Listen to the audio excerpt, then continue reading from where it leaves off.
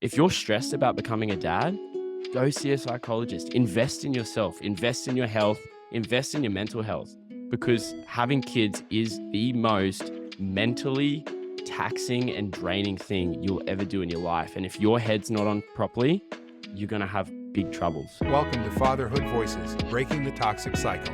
Dive in as real dads bear all, the mess ups, make-ups, and every heartfelt moment in between. It's raw, it's real, and it might just change the way you see family. Welcome to another episode of Fatherhood Voices. So I'm excited today because I have Matt and Jash from Australia, and he's got a pretty cool Instagram called Cool Dad Collective. And I had a chance to stalk your Instagram over the last couple weeks, and he's a father that targets fathers that are newly fathers, targeting from being born up until toddler and even infant ages. And I love that because, boy, I wish I had this. Well, number one, I wish I had social media around when I was becoming a first father, because I want to fuck my kids up so much.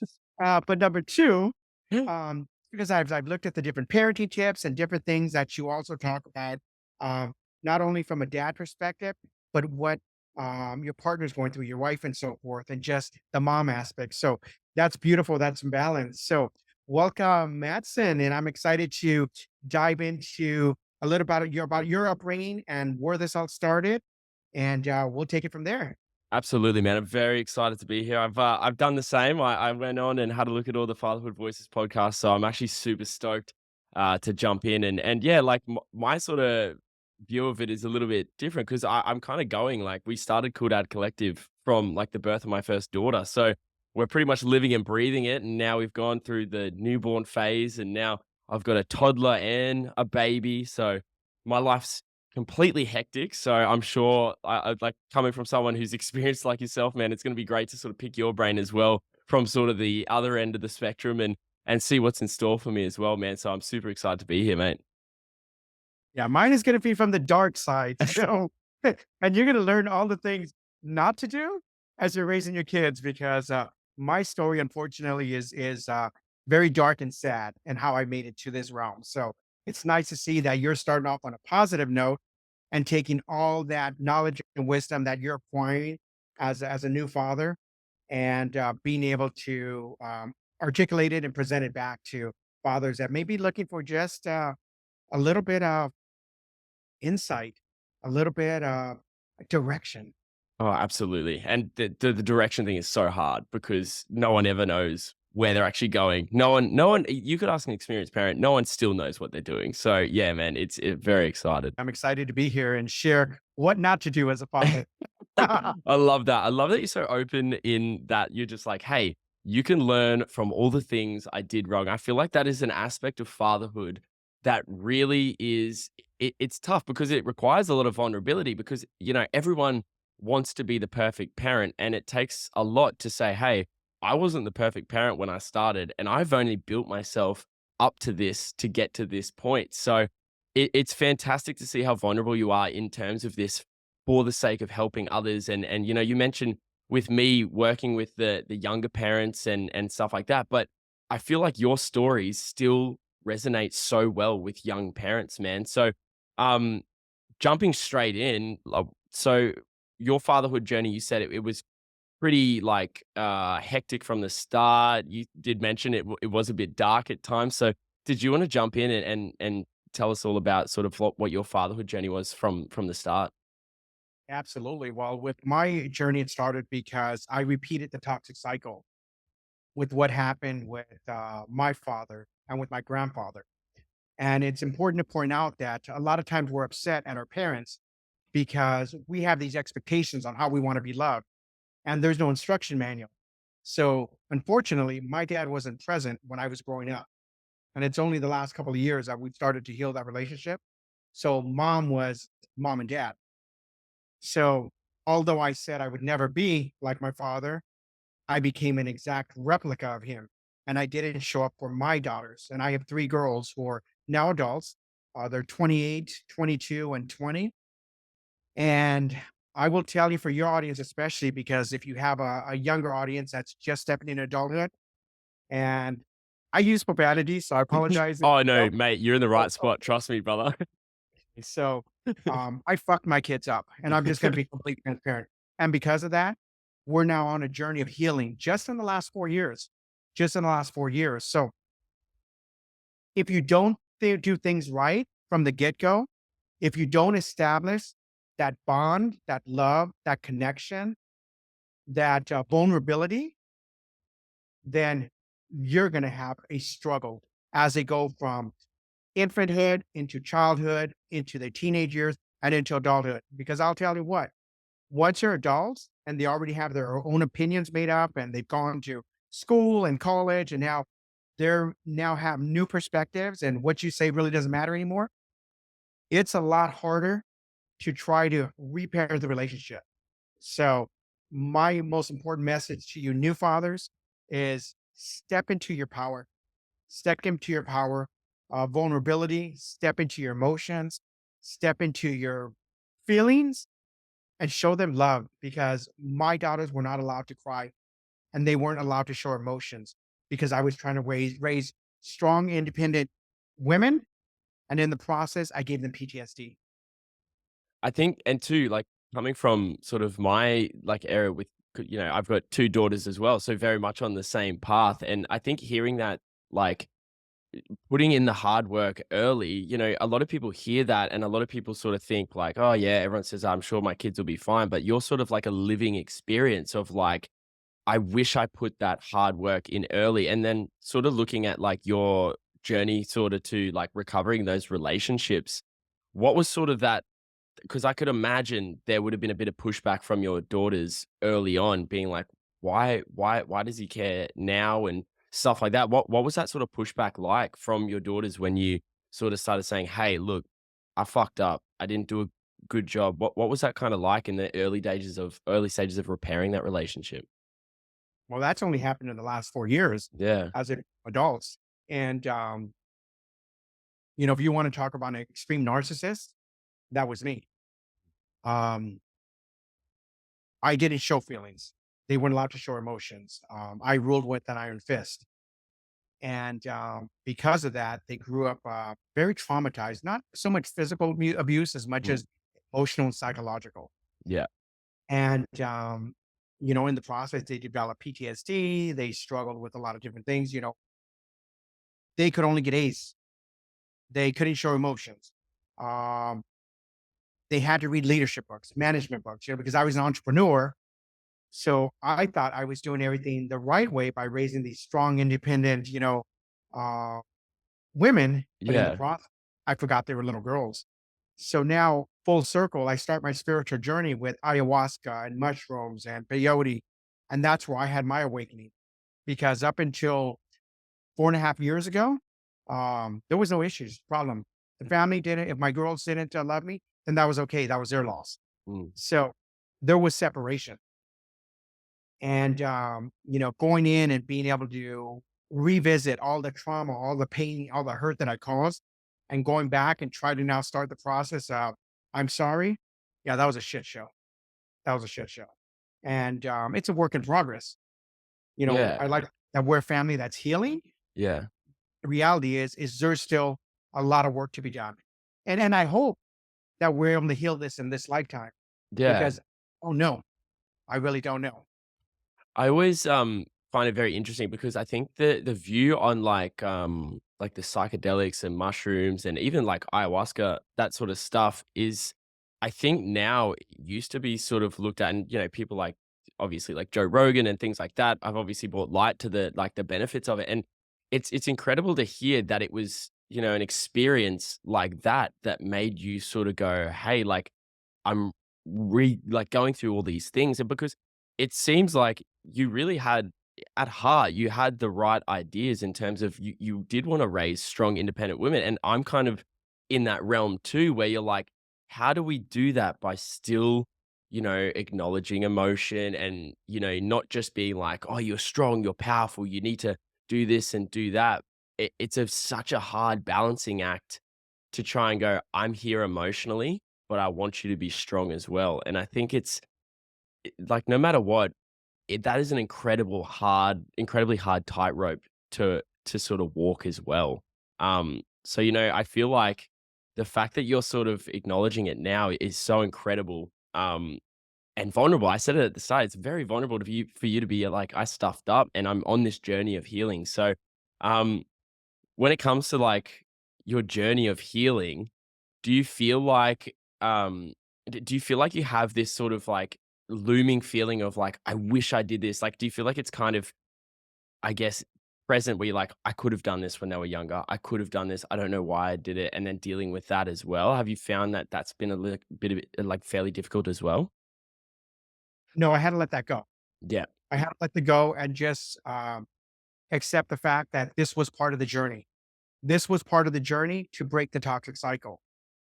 So everything that happened, all the highs, all the lows that we experienced had to happen in order to get to a point where we could finally start to break that ancestral lineage. And, fast forward, my youngest, who's 20, just had a daughter last year. So I'm a grandfather. Oh, wow. She's Congrats, mate. 14 months. Thank you. And now I get to do a redo, and I get to now set the foundation on what my girls weren't able to experience. I say, her name's Bella. I say her being born is the healing that we needed because she comes with this just innocence and just pure love and no barriers, no boundaries, no fear. So being able to now navigate the foundation is just it's it's teaching all of us. Yeah. It's all of us. It's almost like a And blessing that you get to retry it, do it again and do it the way you always wanted to do it. oh, absolutely. And it's a balancing act because I can Mm. see sometimes that my adult, girls, sometimes I can sense a bit of animosity or jealousy. Yeah, yeah. Conscientious of that and remember to also um, exhibit the same amount of love and excitement with my granddaughter as I do with them. So it's a learning work in progress. Absolutely, absolutely. Yeah, and it just sort of is a testament to everyone, and I have this sort of saying on the podcast that we all walk the same path, but our journeys are so incredibly different as fathers. Like depending on how many kids you have, do you have girls or boys? Do you have a girl and a boy?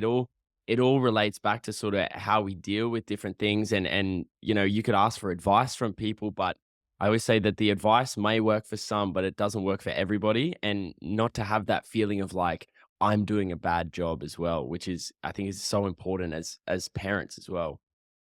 Let me ask you a question. So this is going to be a unique podcast because um, I was going to interview you, you were going to interview me, but I think this is perfect because we can just spar back and forth, and we're just going to make it a unisons podcast. I And love it, man. I love it. so Shoot. Give me everything. so Let's go. here's one question for you. Yep. As you stepped into your role of being a new dad, where did the Cool Dad Collective come from? Is it just something that you just saw this inspiration? Where did it come from? So Kodak Collective for me, when it was so my fatherhood journey was in some way it didn't occur the way I thought it would occur. So I always had this plan in my head that I was going to have kids in my 30s. That was sort of like you always have these ideas when you finish school, like I'm going to get a job at this time and have kids at this time and buy a house at this time. And it actually came down to my partner Kia. She is just the most amazing human being I've ever met in my entire life. I'm blessed every day to be with her, but she was someone who experienced quite serious endometriosis and adenomyosis, which is it's a condition that's now coming to the surface with a lot more research and there's a lot more backing behind it, but it does pose like pretty severe fertility issues. And in Kia's situation, she was kind of told by the doctor, look, like your endometriosis is quite bad. So the more you sort of delay, you know, having kids, the less likely it's going to be that you're going to be able to have kids. So we sort of sat down and we were both, I think Kia was about 24, 25 at the time. And I would have been like 25, 26. And, we were living in our well, not bachelor, but our apartment, our one bedroom apartment. We're in the city. We're having drinks on a Friday every weekend. And we've got like a tight knit group. And, we're pretty much living the dream. We've both got full time jobs, good paying jobs. We're just having a great time. And then we almost had this just big weight put on us being like, hey, you both want kids, but the longer you put this off, the more likely it is that you might not actually be able to have kids. And, I've always wanted kids and Kia always wanted kids as well. We always wanted to have a family and all this sort of stuff. So we kind of had to sit down and be like, look, we both love the life that we're living now. It's carefree, it's stress-free. But if we want to have a family, we've got to sort of make a really big decision here. So of course, we both were like, look, we both want this. We both are going to make this work. It's not ideal that we're so young, but let's just do it. Let's do it. We both we're both committed to being the best parents we could be, and lucky enough, we actually Kia fell pregnant pretty quickly with my eldest daughter Skylar, and the journey sort of began, and I sort of saw it as an opportunity. I always had this idea. I ran podcasts previously and Instagram pages. I did like gaming pages. I was into Pokemon cards, man. I was into everything. I've got like hectic ADHD, so you name it, I've done it. Um, yeah, I sort of saw an opportunity. We were actually in Japan. We took my eldest daughter Skylar to Japan, and we were doing all this amazing stuff. And I had a big smile on my face. Kia's like, "This is amazing. I never thought traveling could be this fun." And I thought, why don't I document this? Like, document the process. I have an opportunity here to document the process from day dot. And I feel like it hadn't really been done in a way that, if you're like, if you're expecting kids or you have kids, for me, Cool Dad Collective is literally people being able to see what the process is like from newborn to all the way up to, Skylar's now 3.5, almost 4, and she's doing podcasts with me. And so if you followed me for a long time, you would have seen this little tiny girl, and now she's sort of moving into this like role where she's able to talk. It's a little bit like, I think there's I got a lot of inspiration from Zeth and Sailor. Do you know Zeth and Sailor at all? So Zeth and Sailor, they ran this like little podcast together, and Zeth is like long hair, surfy dude, and Sailor was this little tiny girl, and they used to just set up a microphone and just talk and ask questions, and I was like, that would be amazing to be able to do that with your kids. So I started Cool Dad Collective. My sort of focus was to obviously touch on some subjects that are tough to deal with. I'm dealing with it at the moment with my youngest daughter Summer not sleeping, and we're sort of having to find and documenting that process. But being able to just, you know, make fun of different things. You would have seen like I post a lot of memes, a lot of funny like toddler based content, and then one day I just check my Instagram. One of my videos has 1 million views. I go from 200 followers to 5,000 followers in a day. And it just went from there. And it's just been building and building, and just the opportunity, I guess, through Cool Dad Collective that I have to talk to so many different fathers on so many different like ends of the spectrum, like being able to have a conversation with you, or being able to have a conversation with, people in Australia who I never thought I'd be able to talk to is just incredible. And then also being able to just sit down with my mates. One of my favorite podcasts is a podcast I did with my mate Nick, who has kids the same age, and we're sitting there talking shit about Peppa Pig and all this sort of stuff. And it's just it's fun, and I love it. Fatherhood to me is everything. That's all I've ever wanted to be. I've always wanted to be a dad. I love being a dad. Every day I wake up and I'm so blessed to have my kids. So yeah, I thought, we're in a realm where information is available now. And, as you said, when you were going through that stage, there was no information. Like dads were just like, oh, your dads, you go to work, you come back, kids are there, give them a kiss, put them to bed, go to work again. Whereas like now it's kind of like, I work 4 days a week at my job. I get 1 day with my daughters, weekends. It's amazing. Fatherhood to me is just the best journey. And I'm always like, being a father is such a privilege. It is such a privilege to be able to raise kids. And yeah, that's where Cool Dad Collective came from, man. So let me ask you a question because you mentioned something. So I'm going to bring up Coco Melon because over Oh, my here we house. go. Yeah, yeah, So yeah, yeah. my youngest daughter, who had a baby, so we're having, she refuses to let her watch Coco Melon Yeah, yeah. because of all the negativity around it and all this. So Mhm. what is your thoughts on Coco Melon? Because I like pissing her off sometimes, just putting it on and just seeing her get riled up. Oh man, Coco, like I don't even think it's like this. Coco Melon itself, there's just like if you go on YouTube, there's about 400,000 shows that are essentially just carbon copies of Coco Melon, and I don't know what Coco Melon is. Like it is like crack to kids. I have never seen Like, we watch Bluey, obviously, Australians, we love Bluey. Like, Bluey is that's our mascot. Everyone, like, whenever it comes to America, they're like, "Oh, we have this, we have this." We're like, "Yeah, we have Bluey," so sucked in. Um, but you watch I can't it's hard to put into words. Sometimes you just have to put it on just to see, but my daughters, when we put on Cocomelon, they are like zombies. I don't know what Cocomelon does to them, but they are complete zombies. Like, it is insane, and I've been guilty of putting Cocomelon on. My daughter Skylar, she knows how to use the iPad, and I'll put on Bluey, she goes, "Nah, fuck, I don't want that. I'll put on some of this," and I try my best to not use it. To be honest, I think Skylar's out of that phase now where it's sort of like she's more into, like, Wiggles, something with a bit more substance, but oh, dude, Cocomelon. My favorite thing about Cocomelon is the amount of content, excuse me, you can make on Cocomelon being like the devil is it's great. But yeah, for me personally, man, I tried. I didn't fuck with Cocomelon at all. Like, I always try and find because I'm always like residually watching stuff too. And if Cocomelon's there and I'm doing something in the kitchen and I'm hearing like hands, hands, where are you? And I'm just like, oh, I'm gonna put my head through like the dishwasher right now. So I avoided it, but it's like everything, everything in moderation, right? Like, if you gave your kid a chocolate bar, someone's going to tell you you're a bad parent. But if it's just one chocolate bar once, like, it's not going to mess your kids up that bad. There's plenty of other things we do as parents that are going to mess your kids up way more than a TV show. You know what I mean? So yeah, but like, what are your daughter's stance on it? Are they because there's a lot of social media. You can't social media shapes a lot of parenting at the moment, and a lot of people don't realize that the algorithm, like, it's there to trigger you. So if you're like a Cocomelon hater, it's gonna pop up in your news feed all the time, and you're gonna hate it even more. Yeah, she's anti Cocomelon and Yeah. not allowed in the house.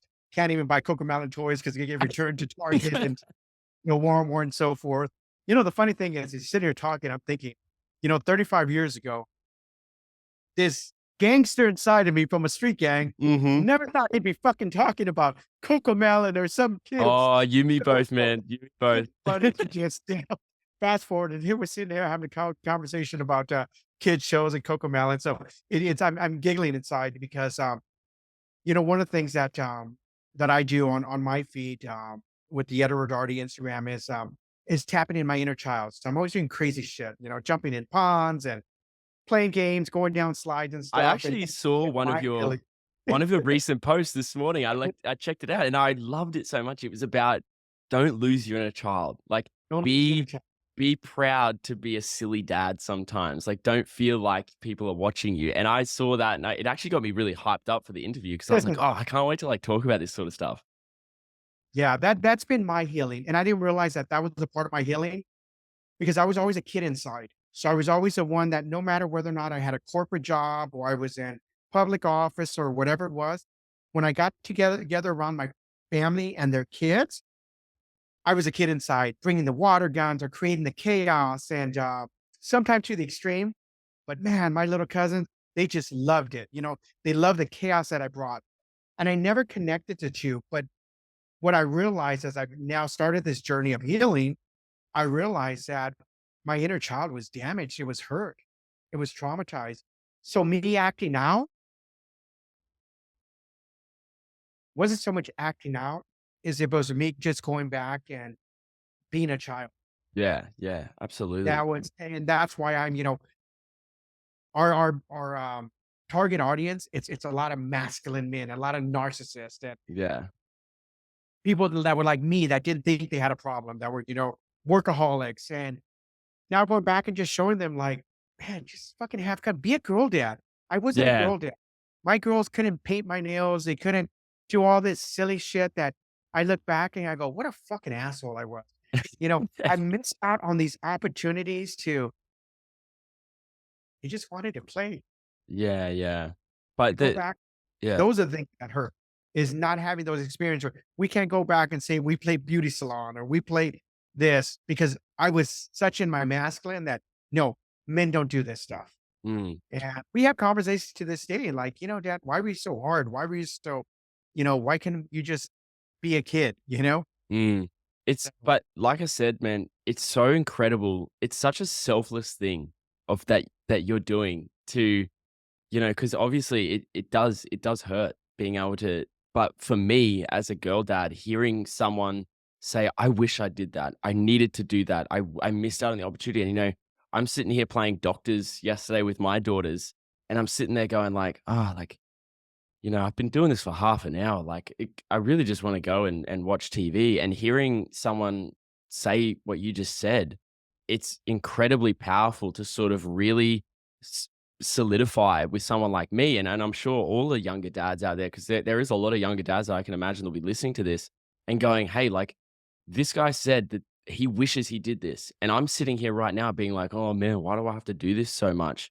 So I really think your story, and even down breaking down that masculine wall, especially as a girl dad, is so great. And like I said, it's so selfless of you to sort of reflect on your journey and say, "I didn't get to do this and I missed it." So you guys have an opportunity, take it with both arms and fucking really, like, do the girl dad, to be the girl dad, paint your nails, dress up in a tutu and do ballet, all that stuff. And yeah, it's for me, it's amazing to hear someone talk about that as well and say, "You're doing the right thing. This is a great thing to do, and I wish I did that." So, like, even though it comes from a place of pain, man, you're creating waves in these dads. So like, you should be so proud of yourself, man.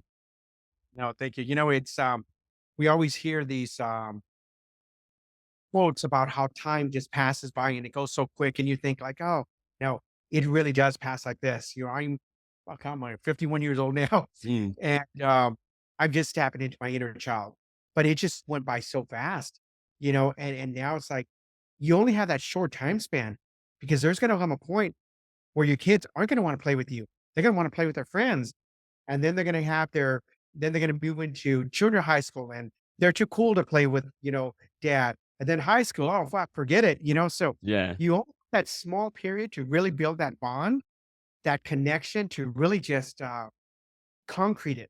Yeah. I've got a girl dad question for you. Something that Absolutely. I am terrified for. Okay. Boyfriends. How did that Mm. go? So, my oldest daughter, her first boyfriend, I made him go through a whole obstacle course, shooting a BB gun. He had to run 2 miles. I did all this he did. We had a box, okay? So I was boxing this Wait, you poor boxed him? in boxing this boxing up, I beat the shit out of him in a very nice way. So when his parents had had me arrested.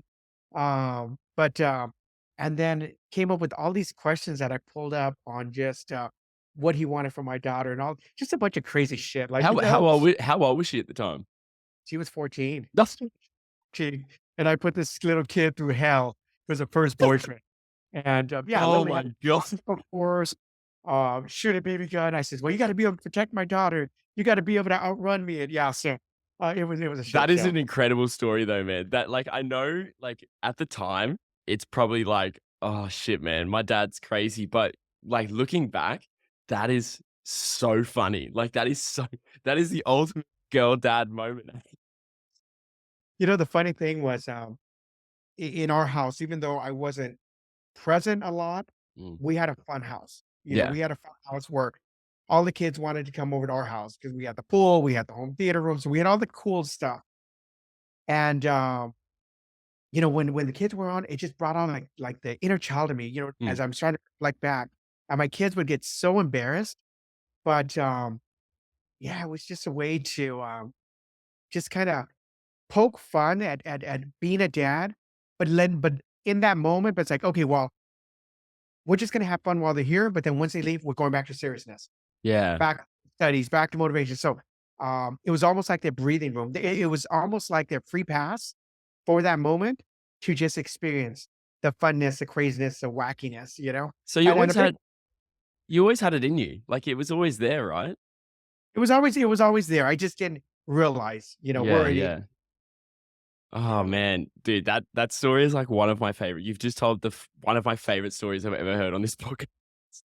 'Cause, like, we all think about that. You're like, "Oh, man, when my, daughter gets a girlfriend, I'm gonna be like, I've already said to my partner, I'm getting a neck tattoo, and I'm not actually gonna do it." But you actually went and did it, man. You Oh, I actually brought up my gun collection too. I brought up my gun collection. What the fuck, dude? Yeah, did some shit that I probably shouldn't have done, and thank Oh, goodness, that is so uh, gangster though, man. That is so gangster. thank goodness, fuck, what was his name? But his parents were pretty cool and laughed about it, Yeah, but if yeah. I lost my shit, it would have been the other way around because, yeah, it was like, whoa, I literally brought out my gun collection and, so, Oh, that's but, so great. I do wanna share something because, Yeah. as you're dabbling into new father, not new father, because now your daughter's 3.5? 3.5, I got a 3.5-year-old and a 1.5-year-old. Okay, perfect. So I stumbled onto something that really impacted me last week, and, it said that when you hug your child, as a parent, never be the first one to let them go. I've heard that as well. I've Yeah. heard that as well. And I would always let go because I'm like, "Oh, I don't wanna You don't wanna overlove them set or my yeah, yeah. boundaries." Yeah. But no, they said allow them to get as much of the hug as they need, as much of the comfort, whatever they're looking for. And, so that's something I'm now starting to practice with my adult children and even with my grandbaby is when they do let me hug them, I hold on to them until they're ready to release. So that's one thing that I do wanna share with your audience is, if you haven't stumbled on that, post yet, when you hug your children, don't be the first one to release them. Let them release. I'm trying to practice that as well, and it is incredibly hard, right? Because, for example, it happened the other day, like, I was a bit late for work and, of course, Skylar, my eldest, she goes, "I want a cuddle. I'll have a cuddle, all good. Okay, daddy's gotta go. Oh, I just want another cuddle. Oh, okay, I gotta go," and to me, I left that situation, and I know, like, she probably doesn't think anything of it, like, she got 10 cuddles of the morning and everything like that, but I was like, I never wanna feel like I'm rushing love with my kids. Like, I never wanna feel like, "Oh, hey, I've got 2 seconds, I can give you a little bit of love now, and then I gotta, head off."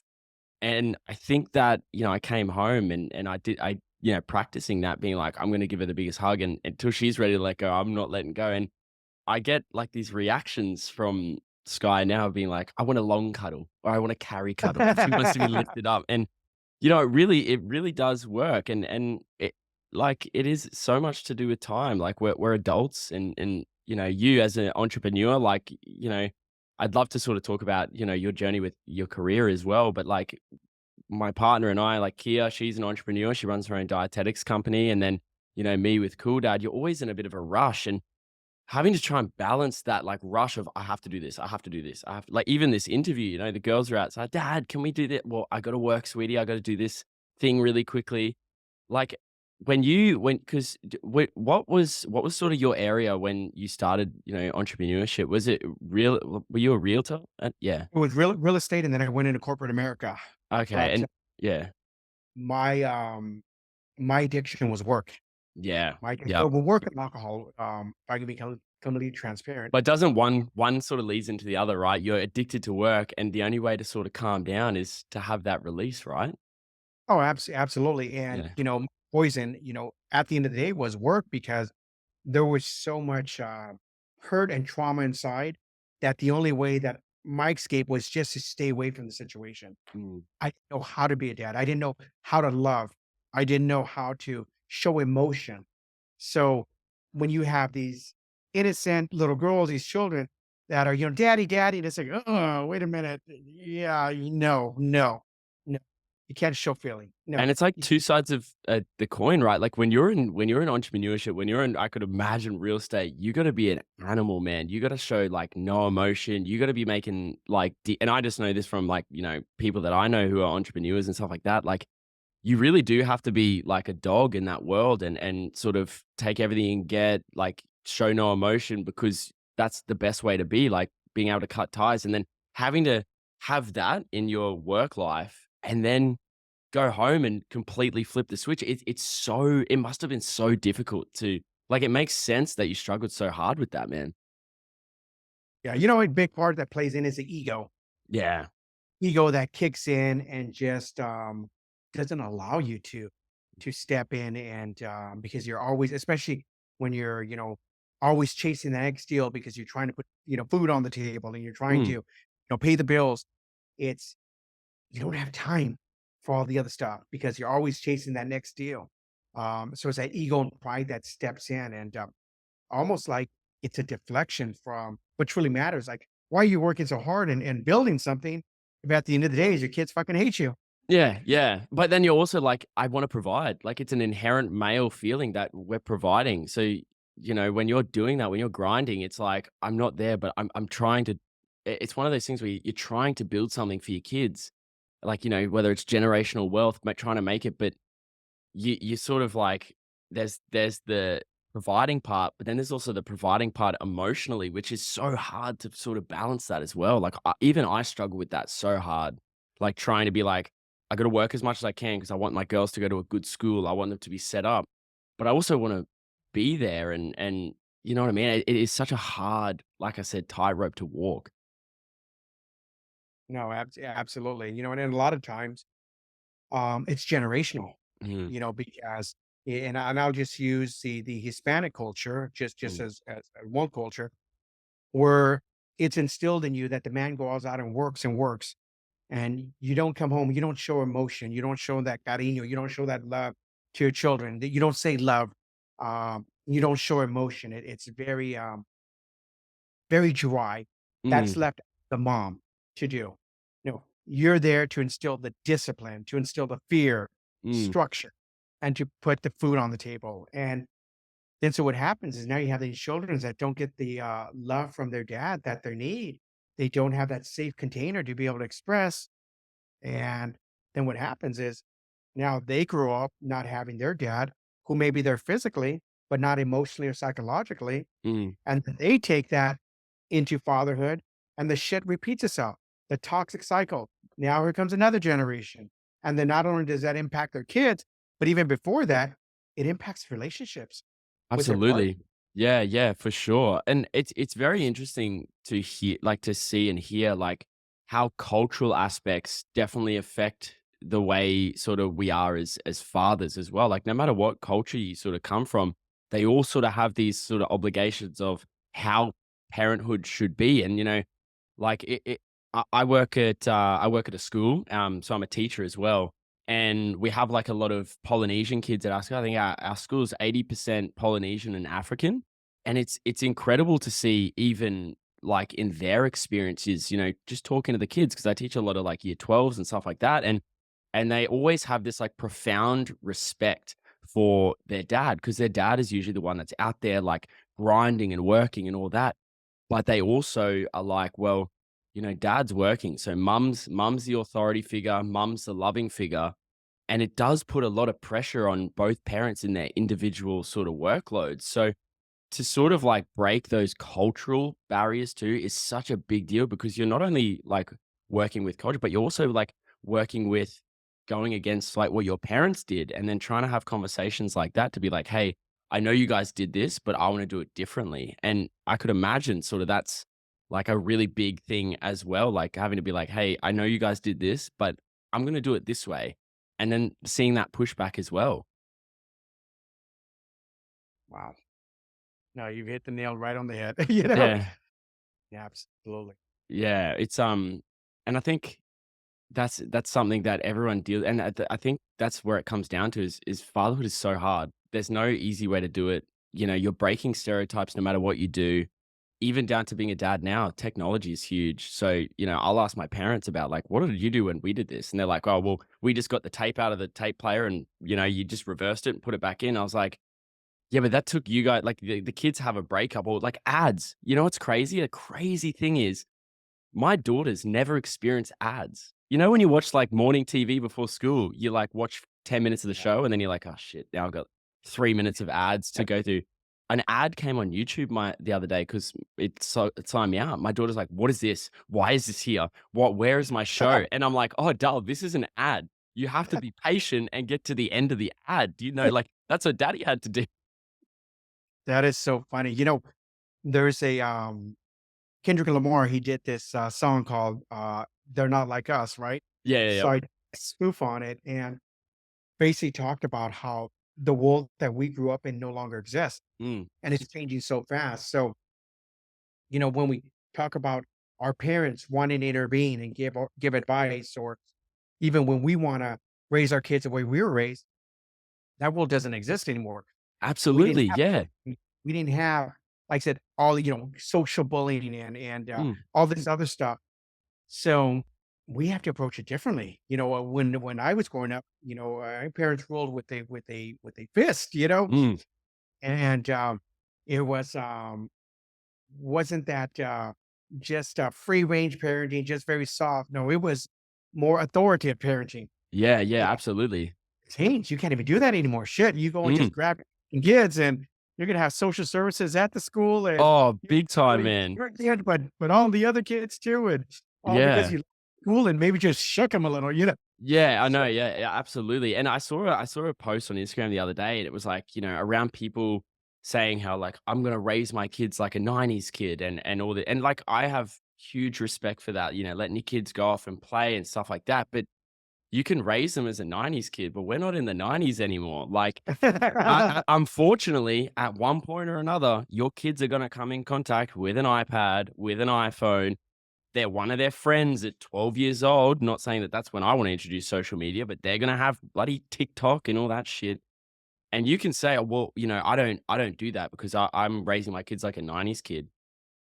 But your kids are going to school with kids who aren't being raised as a '90s kid, and they're gonna be exposed to all these different things. So, as much as I think the action of raising them as a '90s kid is a fantastic way to do it, we're not in the '90s anymore. We've got these things that you have to expose your kids to so that when they get their hands on it, it's not a dangerous thing.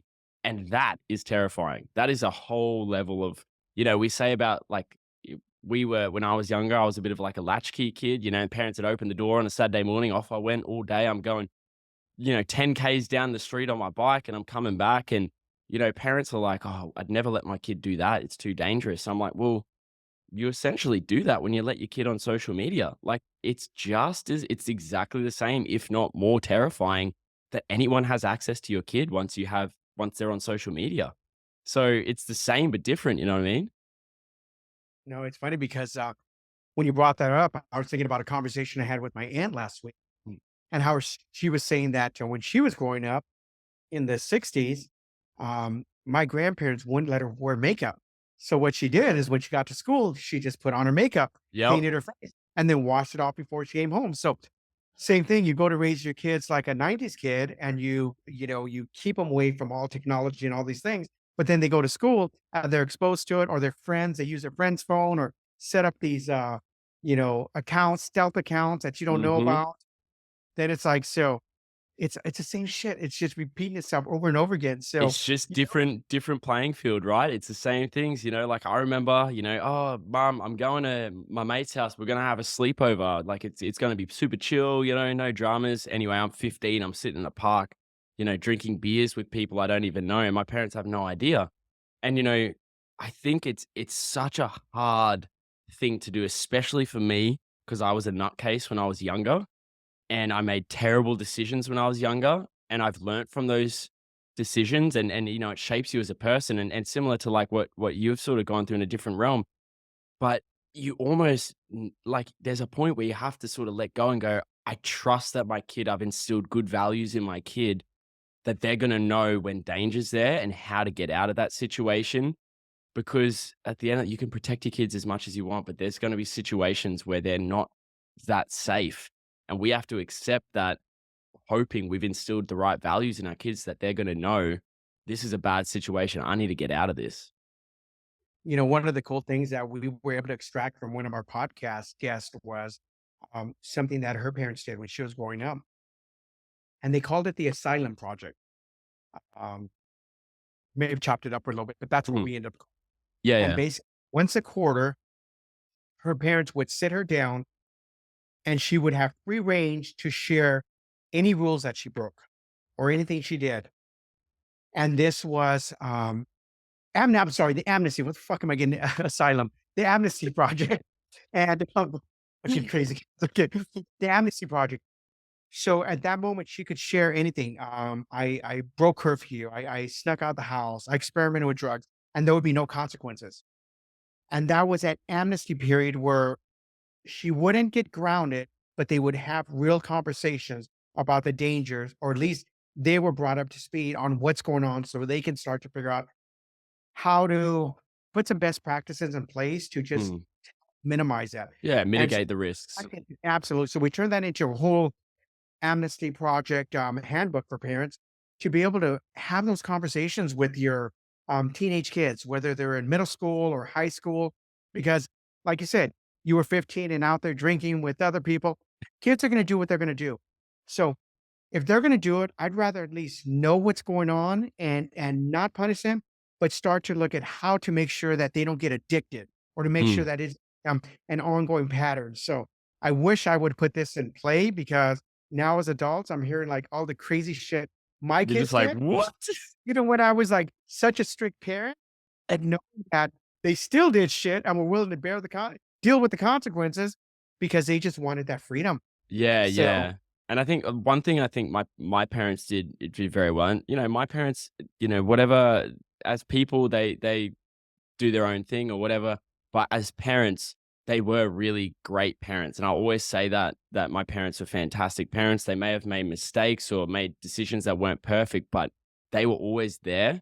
And one thing my mum and dad did very well, and I want to instill it in my girls, is they had a rule: no matter how much trouble you're in, no matter how much you've drunk, no matter what your situation is, you call and we'll be there. And I'm not gonna. And they always had the rule: look, we'll talk about it in the morning, but when I pick you up, I want you to be safe, I want you to have water, and I want you to be fed. And every single time I got myself in a terrible situation, there was one situation where I was at a party, I got way too drunk. I just silly. And my dad was always really good. He said, "Look, I'll give you a six pack." This is when I was about 16 or whatever.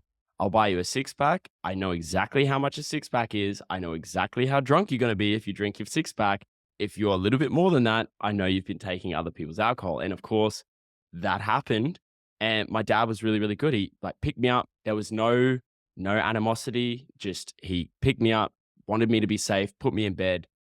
Next morning, though, that motherfucker was out there mowing outside my window at 7 a.m. And I had all these jobs to do, everything like that. And, it was nice to know that, yeah, I was going to cop it in the morning.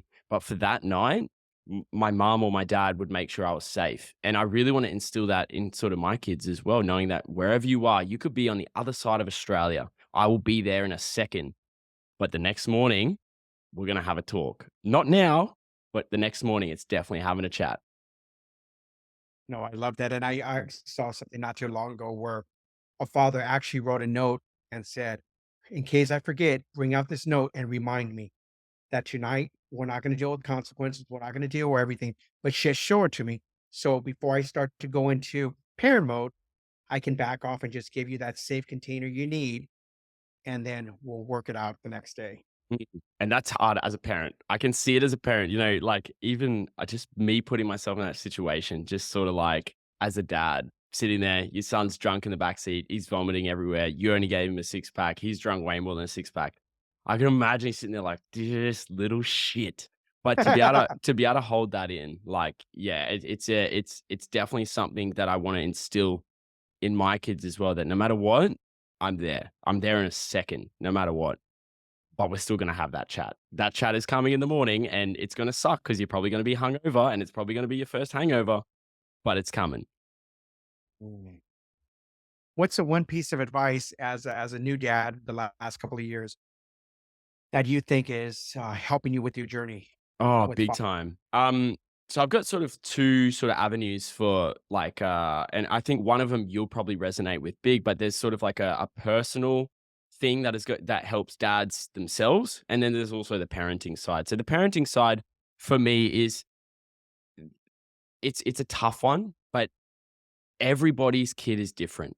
Everybody's kid is different. So, and one thing for us, Kira and I, my partner, is sleep has always been an issue for our kids. And we have so many parents that are friends whose kids just go to sleep. They just go to sleep. And we don't know if it's genetic or whatever, but Kira and I both have ADHD. So the likelihoods of our kids having it is pretty high.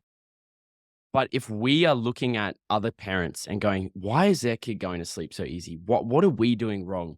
Having that mentality of comparison is terrible. Never compare. Comparison just does nothing but breed negativity. And if you're comparing to say you're better than someone else, you're a bit of a narcissist. So having that non-comparative, and that comes in so many different ways, whether it's your friends, and you can't like, kick away your friend because they're saying their kid, but acknowledging, right, that's their kid. Their kid does that well. My kid does other things better, like other things well, but that thing they're not that good at. So being able to not compare, and that even comes down to on a personal level, like don't compare yourself to people who don't have kids. Like they don't have kids. Like, for us, a big element of that is like fitness and wellness. You see people without kids being able to have the time to go ice bath and run and go to the gym. And, they're usually looking pretty fit. Whereas, as you come into fatherhood, the dad bod does appear because you're not working out all the time. And not having that animosity being like, "Oh, you don't have kids, your life's so easy." Like, nah, you're on a different playing field now. You don't need to compare yourself to people without kids. They're living their life. You chose to have a kid, it's not their fault. But then being like, "Right, who am I now? Who are my people that I look up to?" And they're usually people with kids now. I look up to a lot of people who have kids because I know I'm like, "Right, they have kids. It is possible because they're doing it."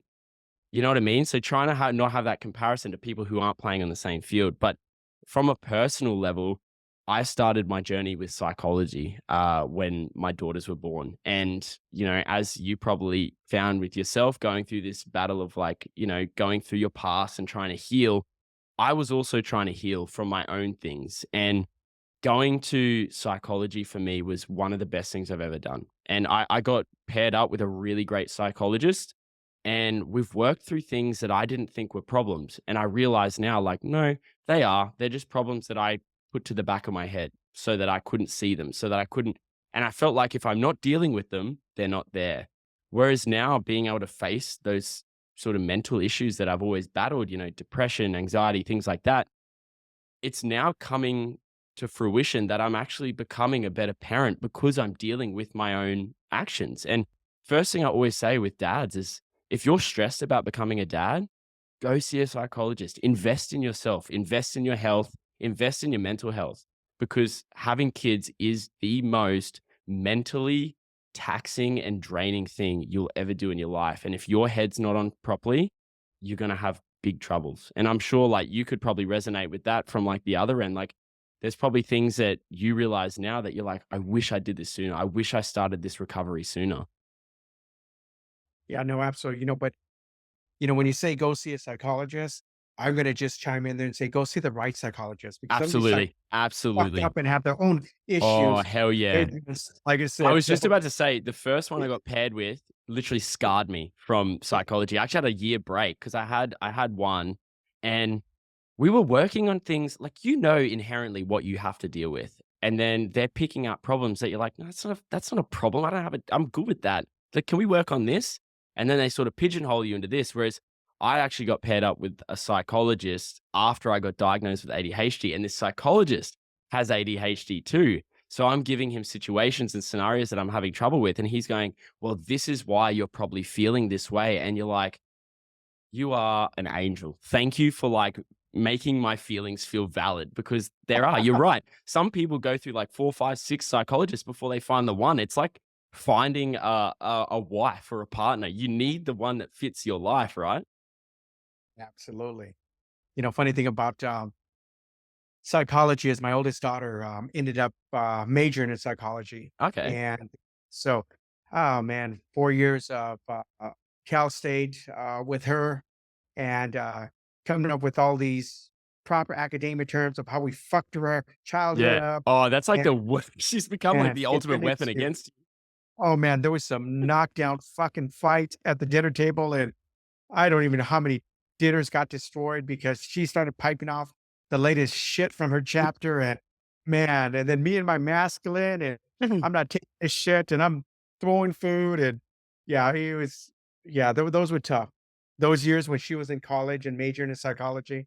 Oh fuck, dude. Especially when they're young. I look back in myself as a 21-year-old and you're just like, wow, you are the dumbest expert in everything. Like you know nothing and everything at the same time. You know what I mean? Yeah. So when you say psychology, man, that triggers Oh, I that can triggers imagine, man. trauma. And it's not for everyone. I fully respect that it's not for anyone. And even on your journey with like psychedelics and understanding, like that's just as good. If you can do that properly and understand what you're doing. And I think introspectively, those things are so underrated to really find out who you are as a person and what you sort of, feel. I'd love to sort of talk into that. I'm not sure how much time you have left, but I'd love to sort of talk about where your journey with ayahuasca and stuff like what was the thing that sort of went, "Hey, this might be a good route to sort of understand myself introspectively and try to break down those walls," because, those things are famous for being able to break down the ego. They break egos. That's the biggest thing. Well, when I went, it was February 20th of 2020. I didn't think I had a problem. Mm. So I went because a good friend of mine that I worked with, he started his journey with ayahuasca, and he came back, and I'm like, oh fuck, he joined a cult, all kumbaya, and he was like just as masculine and so Yeah, forth. So yeah, yeah. I went with a group that was catered more towards like Silicon Valley Mm. tech entrepreneurs, and I was working It's on an very app. big. It's big in entrepreneurship, isn't it? Oh, absolutely. Yeah. And I went with almost a hidden agenda. I didn't go to Hill. I went to go get funded for an app that I was building. And And all of a sudden you're like, "Here we are, no, doing yeah, I didn't have ayahuasca." homework. Yeah, it was you were supposed to follow dieta, and Yeah. I kind of just half-ass in on it. And man, that first week that I got there, and once I got there, I'm like, oh shit, like something's happening. Mm. I sat with the medicine, and it just dropped me, and just the first thing it did, my very first, because you go through multiple journeys in a sitting. Yeah, So yeah. ayahuasca is about a 6 to 8 hour experience. And they say that doing ayahuasca is doing pretty much 8 to 10 years of therapy in 6 to 8 hours. Like Yeah, it's it's like just, on speed, right? It's just like oh, do, do, do, do, do. absolutely. Yeah. So I literally went into, so, let me set the preface.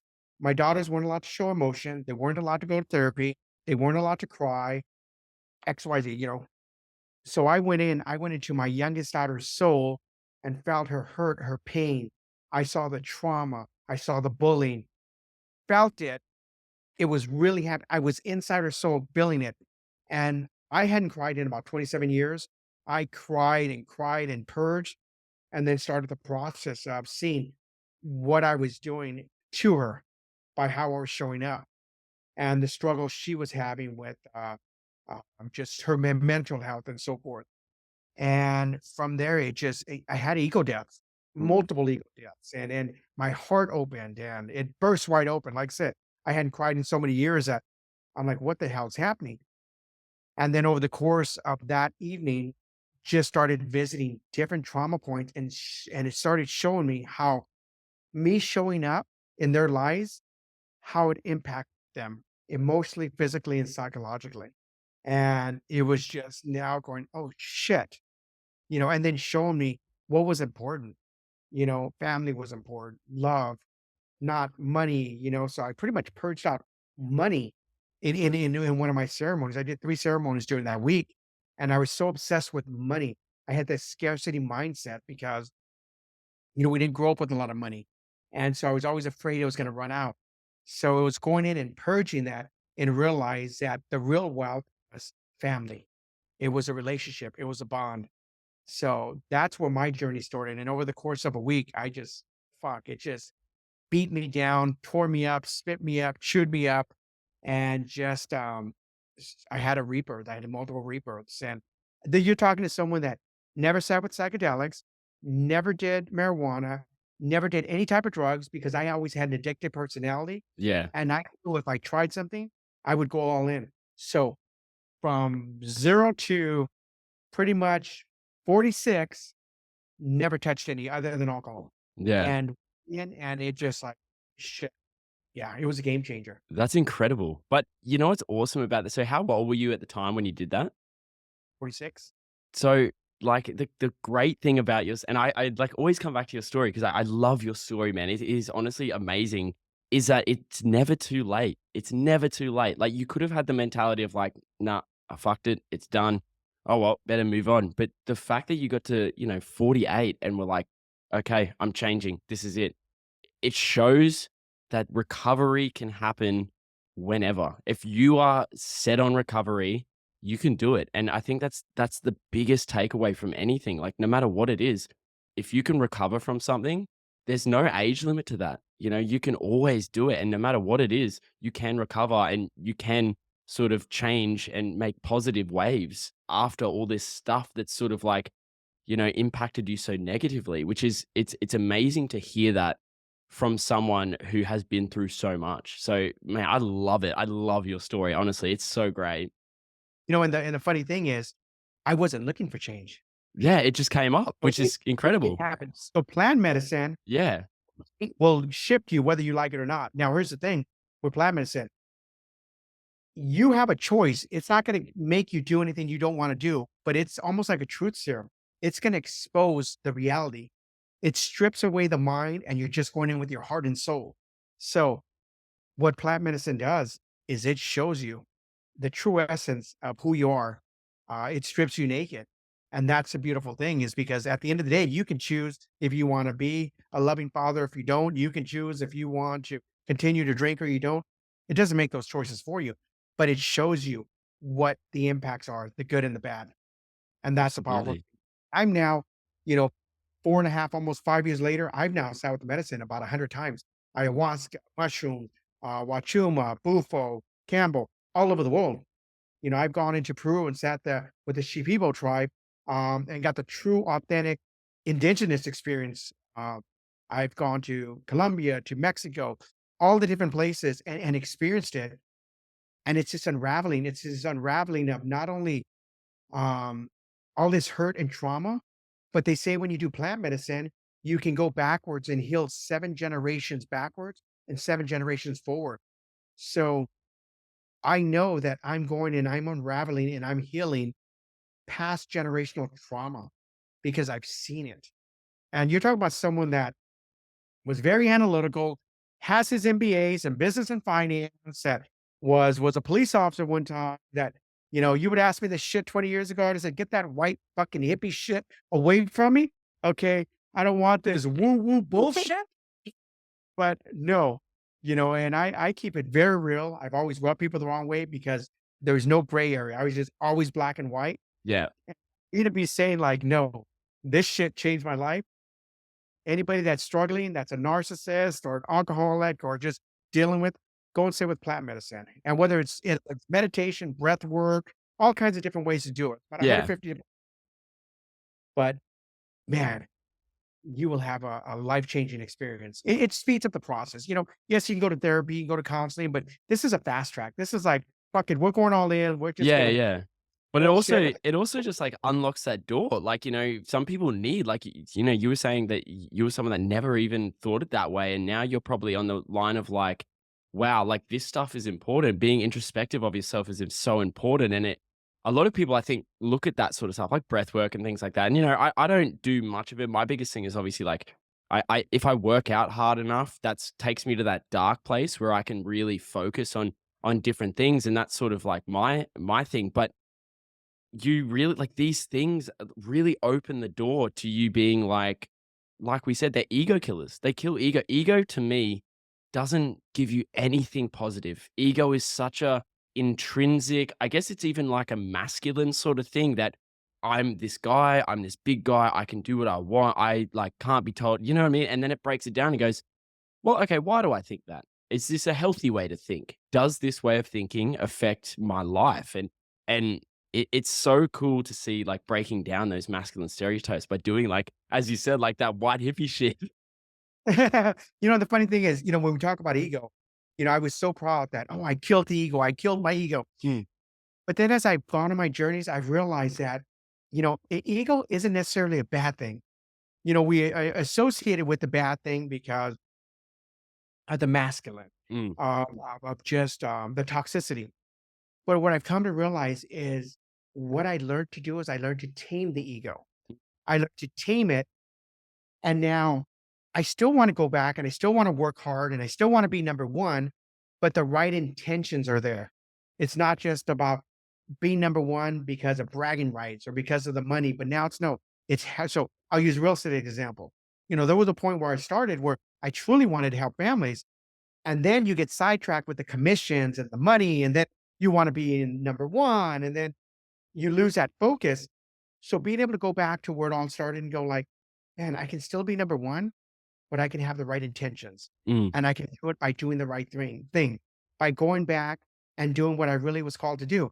And that was help families get into their first home, help families that have a problem, and I provide a solution. So that's where I've learned that I no longer want to kill the ego. I've just learned to tame it and bring it under control. Yeah, absolutely. Yeah, because you're right. Like the ego is good. Everyone's got an ego, and I think being able to tame something rather than fully eradicate it is like finding your power. You find your power in taming that ego, which is it's so good to. And I take that away because like I feel like I've got a bit of an ego, things like that.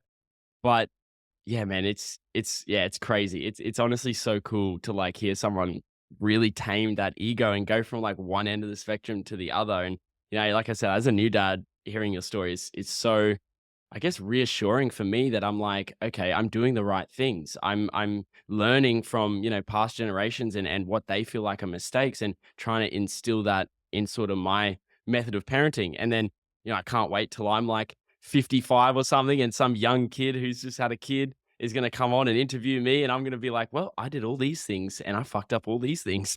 The funny thing is, as I look back on this journey with fatherhood, and uh, I have to make sure that I'm not living in regret because it was all part of the journey.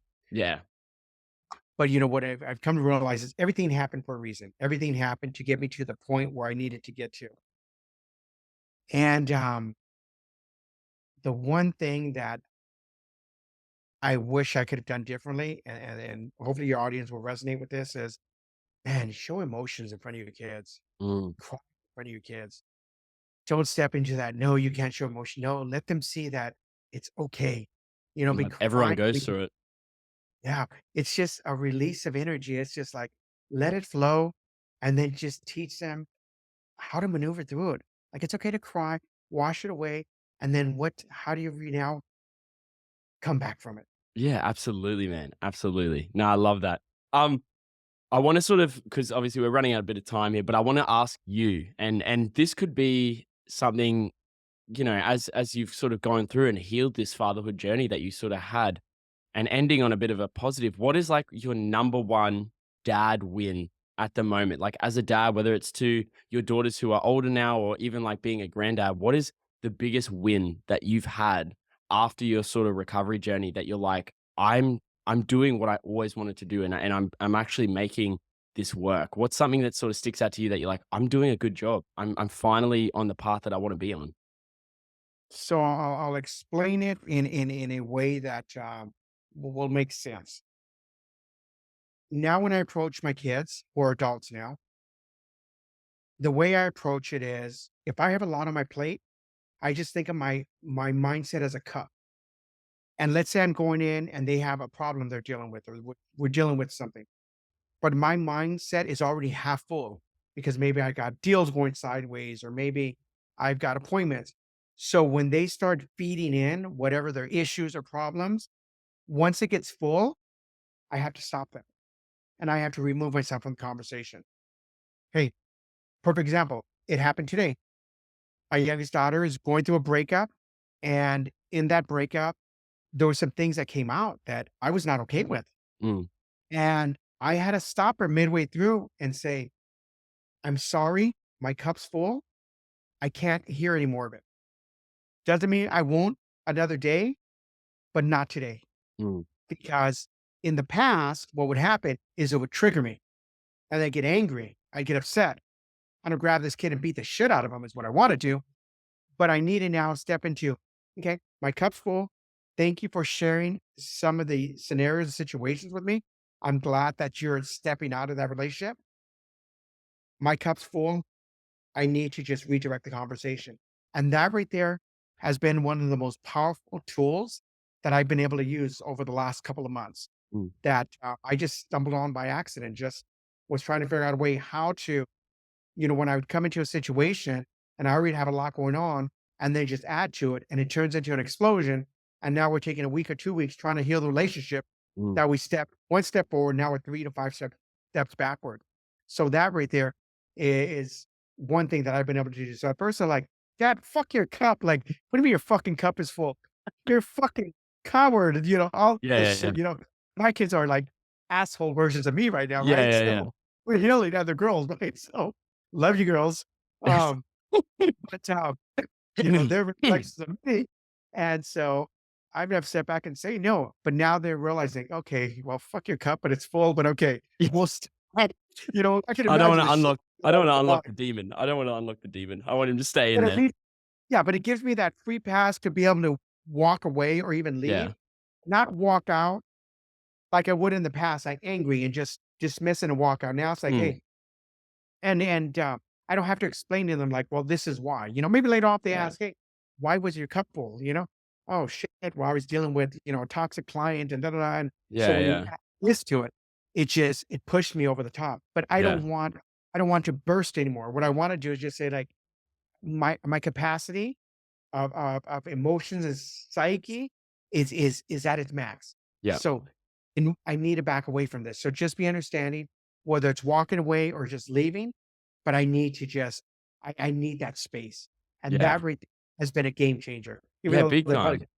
Oh, no, but, like, you know? understanding your own boundaries because, yeah, you're right. We all sort of get to a point and, you don't know what's happened, they don't know what's happened in your day too, and when that cup's full, man, it's a lot. Like, it is very hard to deal with a full cup because, a full cup means you're at capacity. You when we are at capacity, we are more likely to make rash decisions or say things that we don't wanna say and things like that. So, being able to, like, remove yourself from the situation, I think that's a really powerful thing to do, and it's something that, like, I feel like as my kids get older and they, tell me things or problems, it's probably something that I'm gonna have to do as well. Otherwise, I got a bit of a temper, and I don't wanna do that. I don't want to, like you said, take 2 steps forward and 3 steps back. So I think that's a really powerful thing to sorta understand and be able to do, and that is a massive dad win to be able And to you put nailed yourself it. there.